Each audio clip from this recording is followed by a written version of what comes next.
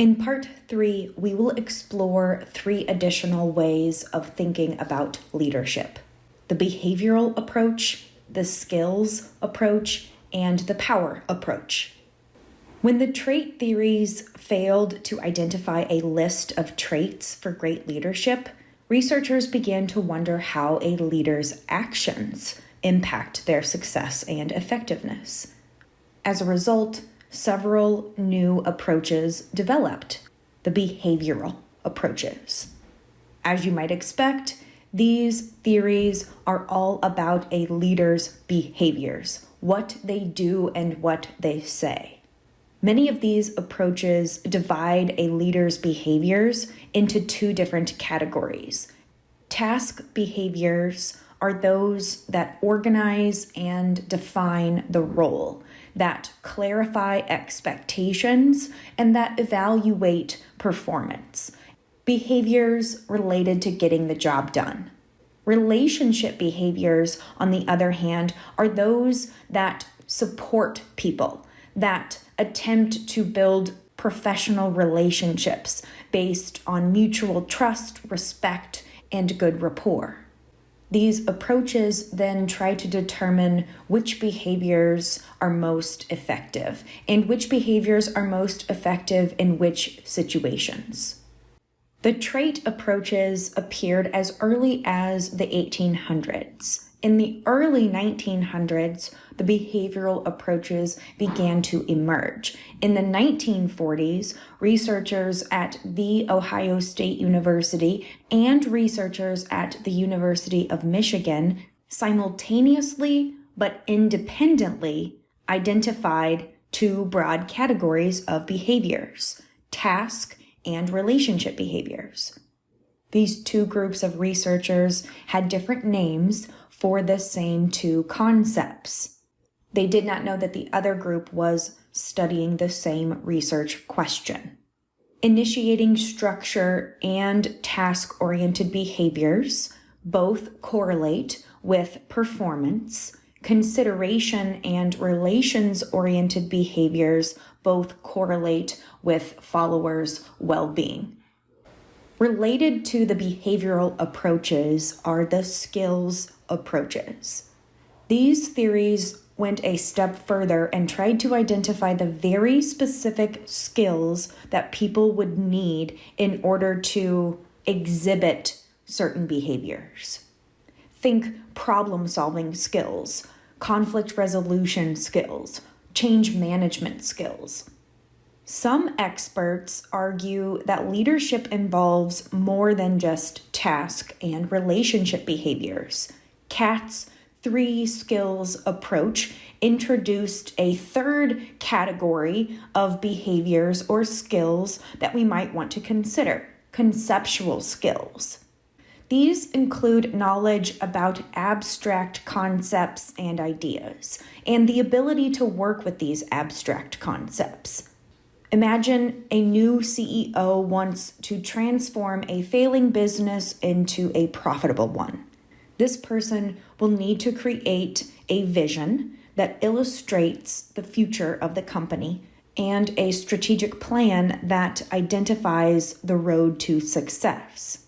This person will need to be comfortable talking with stakeholders about the company's goals, its culture, and its competitive advantage. This person will also need to understand how the organization operates and how its external environment impacts its success.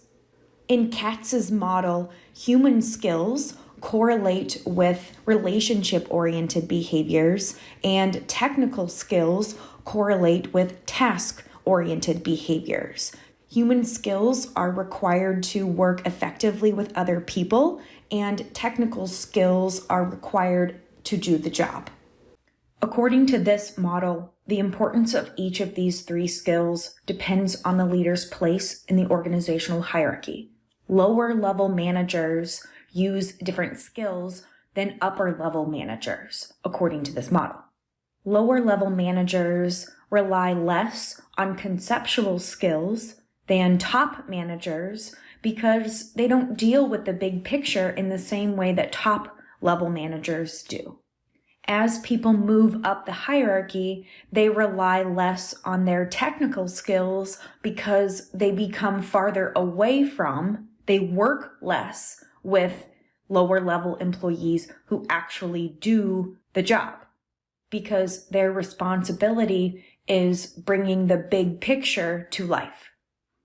Power, or the ability to influence other people, is yet another personal characteristic that psychologists have identified as being able to differentiate between effective and ineffective leaders. Effective leaders know how to develop their power and how to use it. According to French and Raven's popular model, there are 5 bases or 5 sources of power that can be divided into 2 categories. The first group is hard power, which includes legitimate, reward, and coercive power.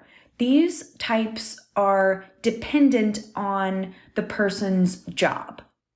The second group is soft power and includes referent and expert power.